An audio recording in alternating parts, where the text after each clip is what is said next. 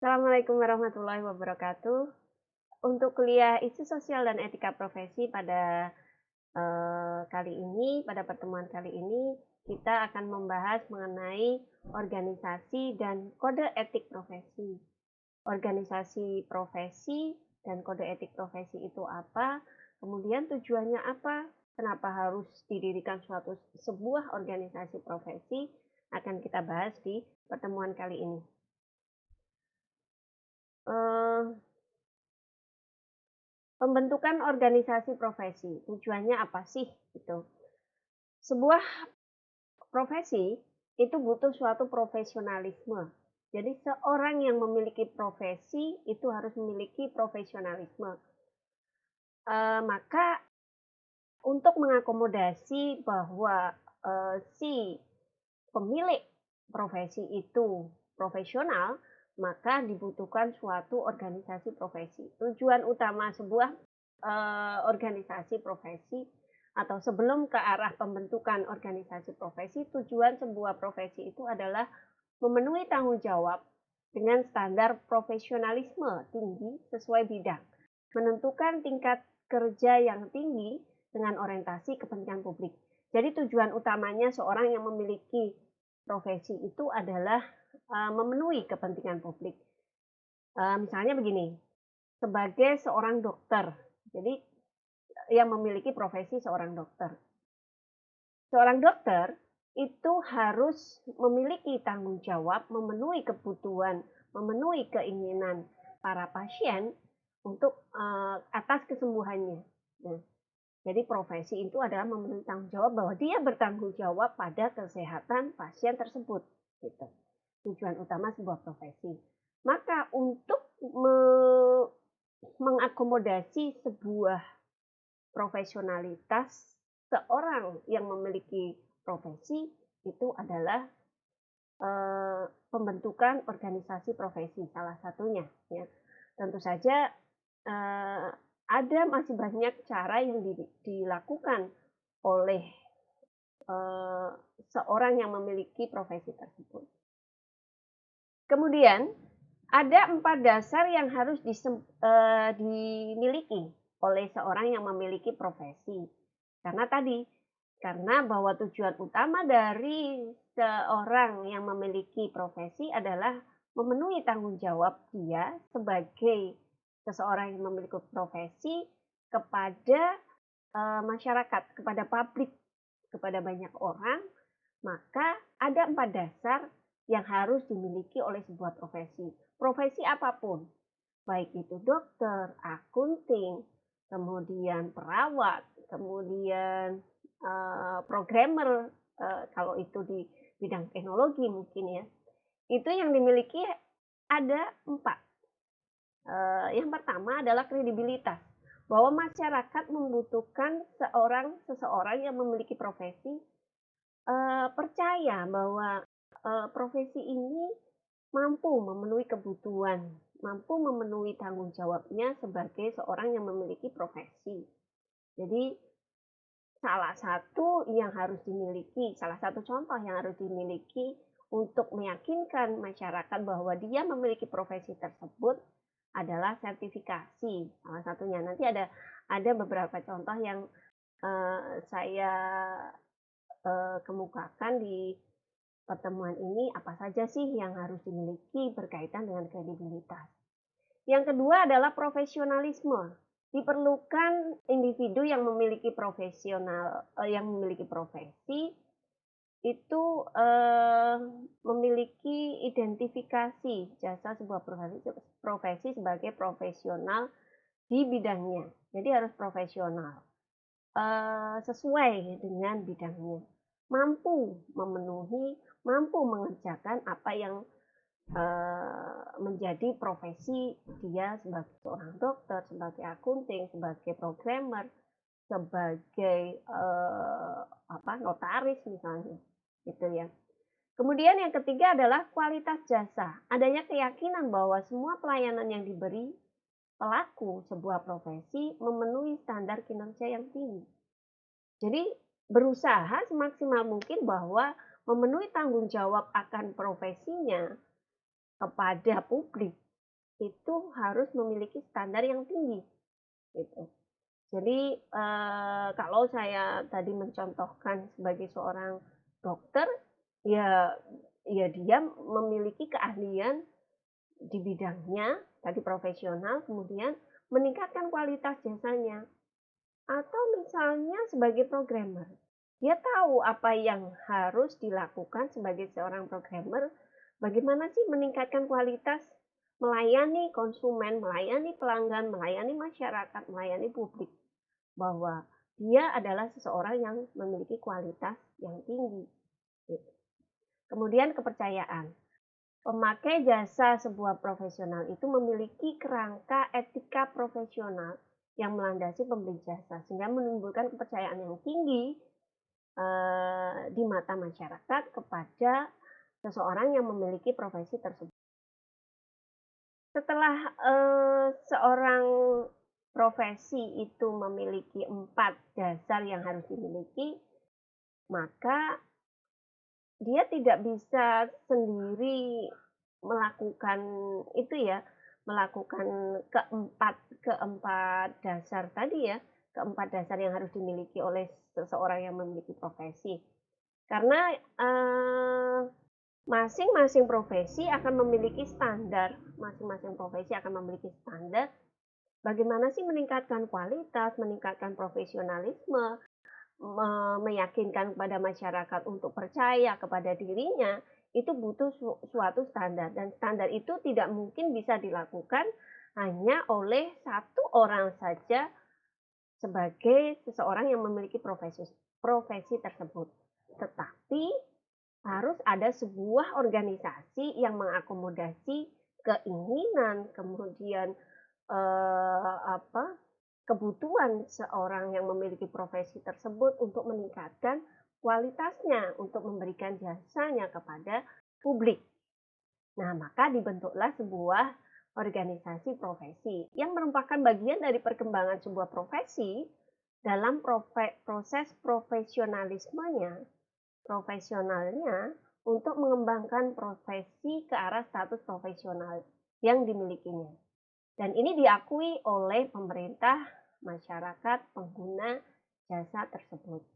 Jadi organisasi profesi ini merupakan bagian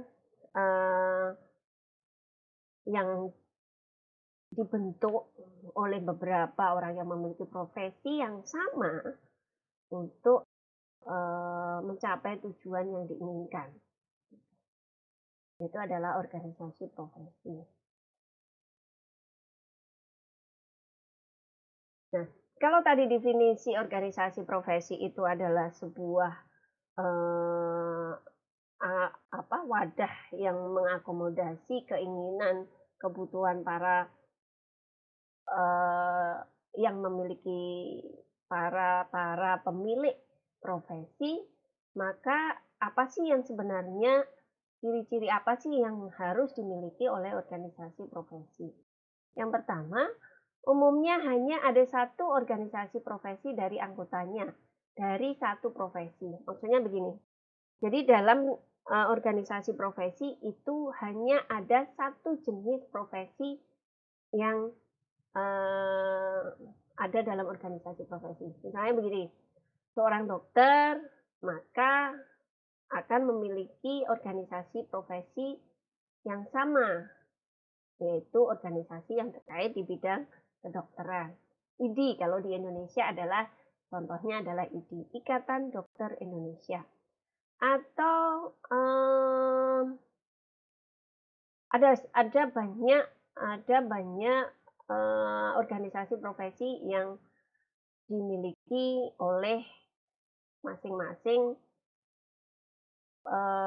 orang yang memiliki profesi. Nanti akan kita contohkan beberapa organisasi profesi yang terkait dengan bidang teknologi. Yang kedua adalah misi utama organisasi profesi adalah merumuskan kode etik profesi dan kompetensi profesi serta memperjuangkan otonomi profesi. Jadi dalam sebuah profesi itu ada kode etik profesi yang harus ditaati oleh masing-masing orang yang memiliki profesi yang terkait dengan kemampuan di bidangnya.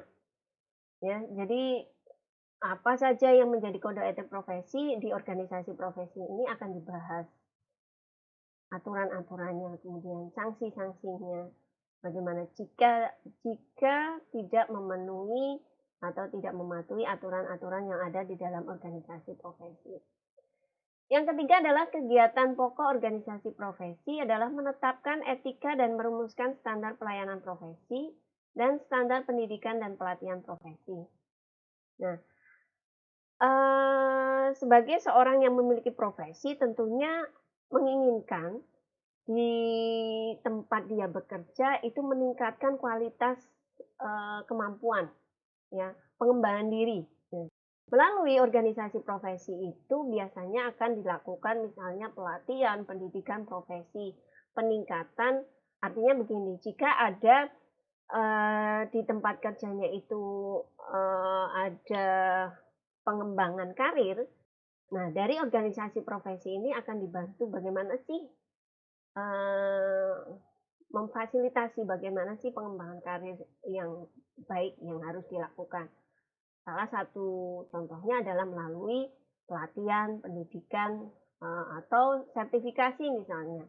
Itu yang dilakukan oleh organisasi profesi. Dalam sebuah organisasi profesi itu tadi kan definisinya itu adalah, mewadahi ya, sebagai wadah untuk meningkatkan salah satunya sebagai wadah untuk meningkatkan profesionalisme dari seseorang yang memiliki profesi. Di sini ada 3 langkah proses profesional sebagai sebuah, profesi. Yang pertama adalah munculnya asosiasi informal. Asosiasi informal ini merupakan tempat berkumpulnya orang-orang yang memiliki minat yang sama terhadap suatu profesi atau pekerjaan tertentu. Jadi, organisasi profesi itu adalah organisasi yang resmi, artinya, itu adalah suatu perkumpulan dari beberapa orang yang memiliki profesi yang sama. Itu organisasi muncul bisa saja dari sebuah asosiasi informal, munculnya asosiasi informal. Jadi memiliki kepentingan yang sama untuk mencapai sesuatu tujuan yang sama, kemudian muncul adanya asosiasi informal yang kemudian nanti akan muncul menjadi organisasi, bisa saja menjadi organisasi profesi. Kemudian yang kedua adalah identifikasi dan adopsi terhadap ilmu pengetahuan tertentu. Jadi proses profesional sebuah profesi itu bisa muncul dari karena berkumpulnya beberapa orang yang memiliki profesi yang sama tadi, kemudian bisa juga dari identifikasi dan adopsi terhadap ilmu pengetahuan tertentu. Jadi memiliki pengetahuan tertentu kemudian secara bersama-sama mungkin dari munculnya asosiasi informal tadi, kemudian akan memiliki kepentingan yang sama untuk mengidentifikasi dan mengadopsi ilmu tersebut secara bersama-sama. Yang ketiga adalah para praktisi alam terorganisasi secara formal pada suatu lembaga. Nah, setelah berkumpul kemudian mengidentifikasi dan mengadopsi ilmu pengetahuan tertentu, kemudian secara alami itu akan menjadi suatu perkumpulan, yang formal, yang tadinya informal kemudian memiliki tujuan yang sama, kemudian akan berkumpul menjadi satu, menjadi sebuah organisasi profesi. Jadi kemudian apa sih fungsi pokok organisasi profesi? Kenapa organisasi profesi itu muncul? Kenapa harus ada? Itu fungsinya apa sih sebenarnya gitu. Yang pertama berfungsi untuk mengatur keanggotaan organisasi.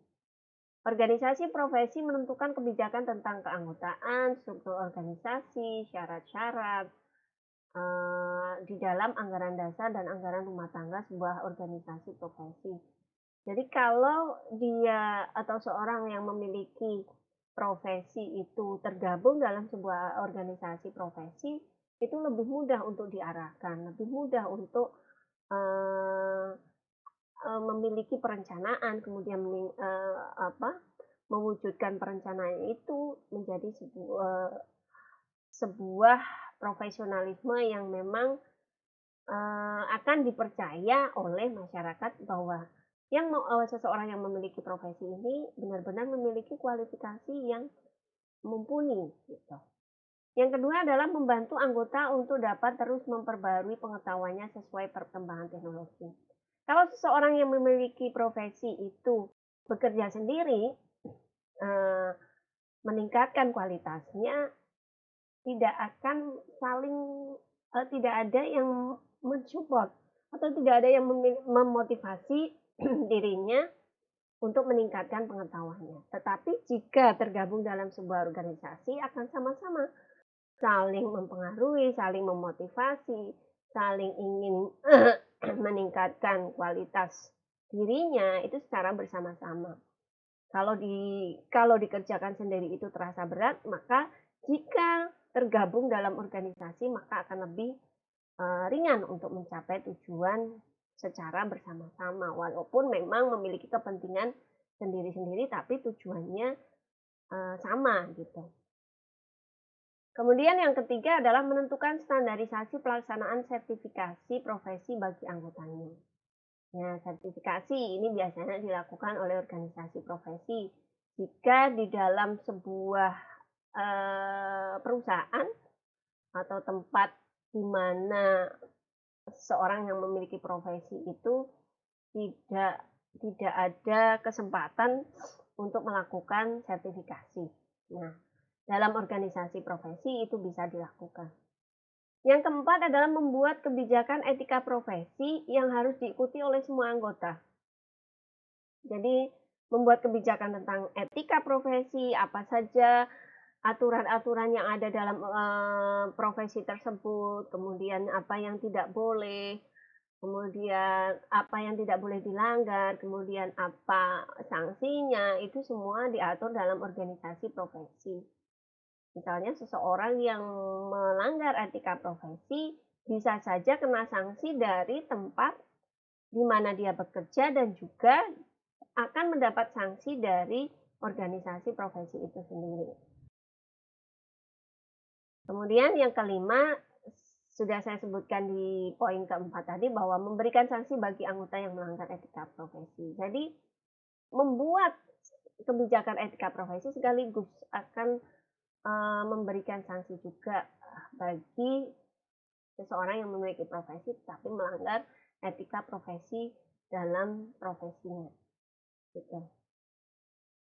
Nah, kemudian kalau tadi saya menyebutkan di luar bidang IT itu ada salah satu contoh dari profesi seorang dokter, organisasi profesinya adalah IDI ya, Ikatan Dokter Indonesia.